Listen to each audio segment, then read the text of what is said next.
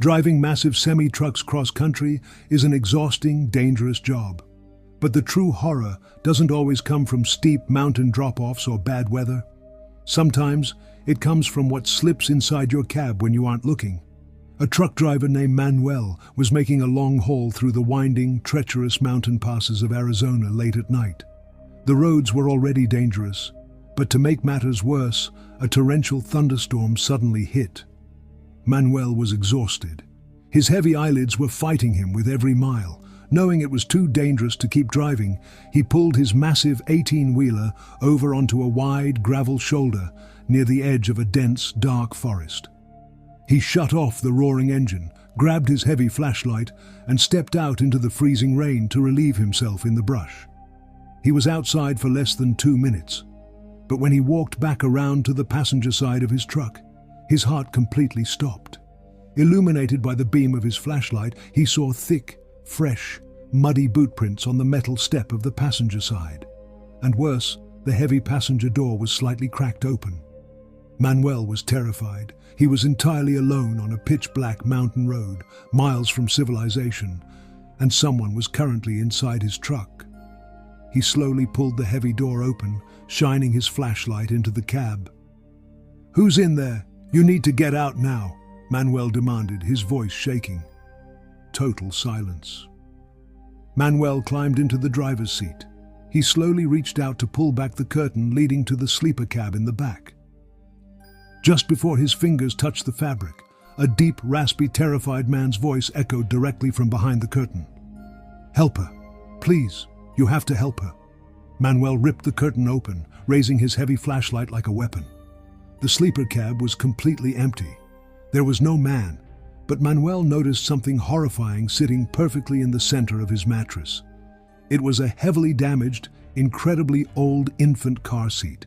The plastic was cracked, and the fabric was covered in thick, dark mud and dead grass. Panic completely overwhelmed him. He grabbed the filthy baby carrier, violently threw it out the open door into the rain, slammed the door shut, and immediately turned the ignition. The truck roared to life, and he sped away from the dark forest, his heart hammering against his ribs. He drove for 40 minutes straight, terrified to look in his rearview mirrors. Finally, he reached a brightly lit truck stop. Feeling safe, he parked under a streetlight and locked his doors. The adrenaline finally wore off, and exhaustion took over. He crawled into the back sleeper cab and immediately passed out. Hours later, Manuel was violently awoken by the freezing cold. He opened his eyes in the pitch black of his cab. The heavy passenger door was wide open, letting the freezing wind howl inside. Before he could react, the same raspy, dead voice whispered directly into his ear from the darkness of the cab. "Why didn't you help her?" Manuel scrambled for his flashlight and flicked it on. Sitting right there, perfectly in the center of the mattress next to him, was the exact same muddy, broken baby carrier he had thrown into the woods 40 miles ago. But this time, it wasn't empty. Lying inside the filthy carrier was a decaying, rotting infant doll, its plastic face melted and distorted into an agonizing scream. Manuel screamed, leaped entirely out of the truck, and ran into the crowded diner, refusing to return to the vehicle. He quit the trucking company the very next morning, forever haunted by the mountain road and the rotting entity that hitched a ride in his cab. Jose drove long-haul routes across the United States for over 10 years, but one specific night, driving through the barren deserts of Texas, scarred him for life. It was past midnight. Jose was cruising down a completely empty stretch of highway when a rusty white cargo van suddenly pulled out from the dark desert brush and began tailgating his massive trailer. Assuming it was just an impatient driver, Jose flashed his lights and slowed down, giving the van plenty of room to pass. But the van didn't pass. It aggressively slowed down, matching Jose's speed, staying right on his bumper. For over 2 hours, the white van stalked him through the empty desert. Annoyed and slightly unnerved, Jose pulled into a desolate, badly lit gas station to use the restroom, hoping the van would just keep driving. But as he pulled into the lot, the white van followed. It didn't park near the pumps. It just idled near the highway exit. its headlights glaring directly at Jose's truck. Furious, Jose marched out of the gas station and walked directly up to the driver's side of the van. The windows were tinted pitch black. He banged heavily on the glass, demanding the driver to roll it down and show their face. Instead of answering, the van suddenly revved its engine and sped off, nearly running Jose over in the process. Relieved that the creep was finally gone, Jose got back on the highway. An hour later, at 3 a.m., the headlights appeared in his mirrors again. The white van had been waiting for him. This time, the van pulled up right alongside Jose's driver's side window. Jose honked his massive air horn, yelling at the driver to back off. Suddenly, the van aggressively swerved, violently slamming into the side of the massive semi-truck. Jose lost control. The heavy 18-wheeler violently crashed through a highway fence and plowed deep into the desert dirt before completely dying. The engine hissed. The radio was dead. He had zero cell service. A moment later, the white van slowly pulled into the dirt, parked directly behind Jose's broken truck, and shut off its headlights.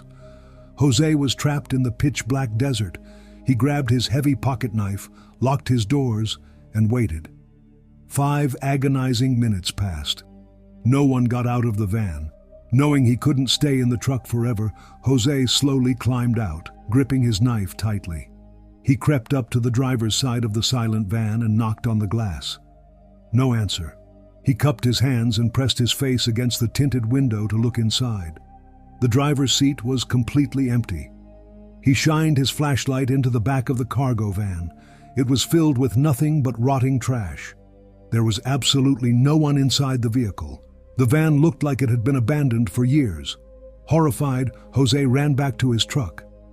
Just as he reached his door, his headlights illuminated a shadowy figure standing a few yards away in the desert brush. Jose called out. The figure didn't speak, but slowly raised a hand, motioning for Jose to follow him into the dark. Driven by a strange, horrific trance, Jose followed the shadowy man deep into the desert. The air suddenly smelled like rotting meat. The shadowy man stopped, pointed down at a specific patch of dirt, and instantly vanished into thin air. Jose shined his flashlight down at the dirt. Lying there, half buried in the sand, were the decaying bodies of 3 young people. Jose ran screaming back to his truck. Miraculously, the engine roared to life, and he sped out of the desert to call the police. When detectives arrived at the diner to question him, they showed Jose a photograph of a rusty white van. It was the exact same van that had stalked him. The detectives explained that the van belonged to 3 college journalism students who had gone missing weeks ago. The shadowy entity hadn't been trying to kill Jose.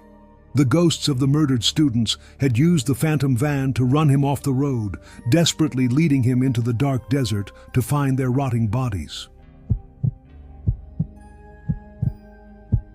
Some truck drivers refuse to stop on rural highways, not because of criminals, but because of the unnatural things that roam the woods. Gerardo and his co-driver were making a late-night haul through a heavily forested remote stretch of Route 66. It was 3 a.m. Gerardo was exhausted, so they pulled the heavy rig over onto a muddy shoulder so his partner could take over the wheel. Just as Gerardo was crawling into the sleeper cab, his partner grabbed his shoulder, his voice shaking with pure terror. "Look! What the hell is that?" Gerardo pulled the curtain back and looked out the window. Slowly emerging from the dark tree line was a massive, terrifying creature. It was shaped like a massive bull or an ox, but it was walking completely upright on its 2 hind legs, like a human. "Start the truck! Get us out of here!" Gerardo screamed. His partner slammed the gas, but the heavy tires just spun violently in the thick, wet mud. They were completely stuck. The creature stopped at the edge of the woods and stared directly at the truck. It wasn't moving to attack. It was just standing perfectly still, waiting for one of them to step outside into the dark to check the tires.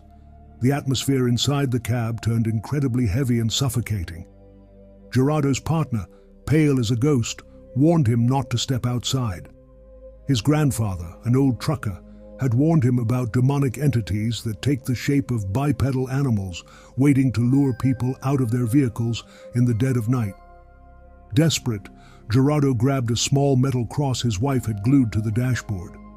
Both grown men huddled in the cab, gripping the cross, and began praying out loud in the dark. As they prayed, the creature let out a deafening, demonic, agonizing howl that shook the glass of the windshield. It sounded like it was right next to their ears. They kept praying furiously, refusing to look out the window.